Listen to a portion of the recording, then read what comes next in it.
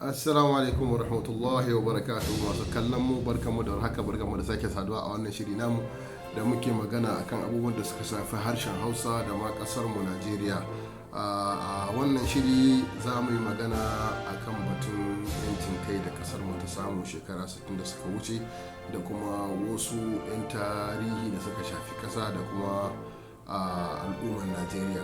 To abu na farko dai Najeriya ta samu yancin kai kamar yadda aka sani a shekara ta 1960 a watan goma ɗaya ga watan goma wato 1st October 1960. A wannan lokacin Najeriya an kasa ta kashi uku, akwai gabas, akwai yamma, akwai kuma arewa. Gabashin Najeriya shine inda inyamurai suka fi yawa ko in ce al'umma Igbo, sai yammacin Najeriya inda Yarabawa ke mulki, sai kuma arewacin Najeriya a matsayin wasu kasashe guda uku ko yankuna guda uku da suke haɗe a wuri guda a ƙasan firaminista guda ɗaya wanda ake kiransa sa Abubakar Tafawa Balewa.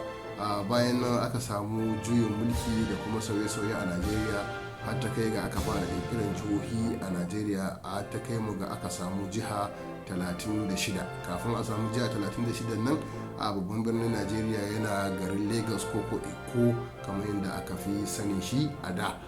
Daga nan kuma sai wani shugaban kasa jarumi mai suna Ibrahim Badamasi Babangida ya yi ruwa ya tsaki, ya yi kokari ya ɗauko capital daga kudancin Najeriya ko daga gabar teku ya mai da ita tsakiyar kasa.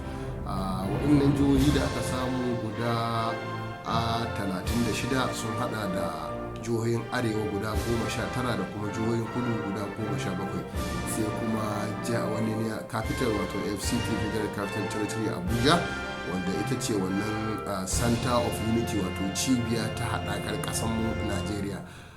Tsarin mulkin Najeriya a yanzu tsari ne na federalism ko kuma a ce federaliya, wanda kowane ɗan ƙasa yana da cikakken iko daidai da ɗan uwansa, kuma zai iya aiki a kowane yanki inda muddin yana ƙasar gwamnatin tarayya ne a kowace jiha bisa yanayin yadda dokar ƙasa ta tanada.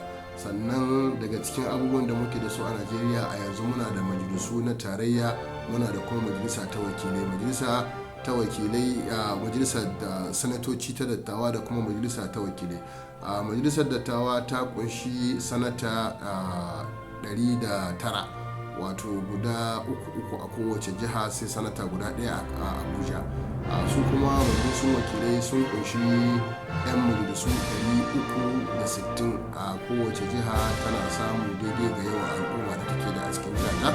Akan iya samun local government guda ɗaya da ɗan majalisar tarayya, wasu kuma local government uku za ka same su a ƙasar da majalisar tarayya guda ɗaya. Sannan sanatoci kowace jiha tana da sanata uku, wannan sanata uku yakan iya kasancewa ɗaya a tsakiyar jiha, ɗaya kuma a kudanci, ɗaya kuma a arewa.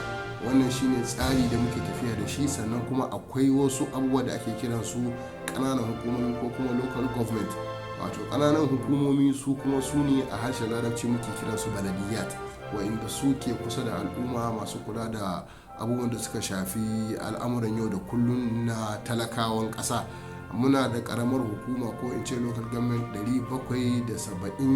774 a da kenan, kafin a cire Bakassi ta koma Kamaru. Yanzu zama muna da local government 773 bayan an cire Bakassi, amma al'ummar ƙasar Bakassi gwamnatin Najeriya ta ba su damar duk inda suke da niyyar zama a ƙasar Najeriya su je su zauna a matsayin su na ɗan ƙasa.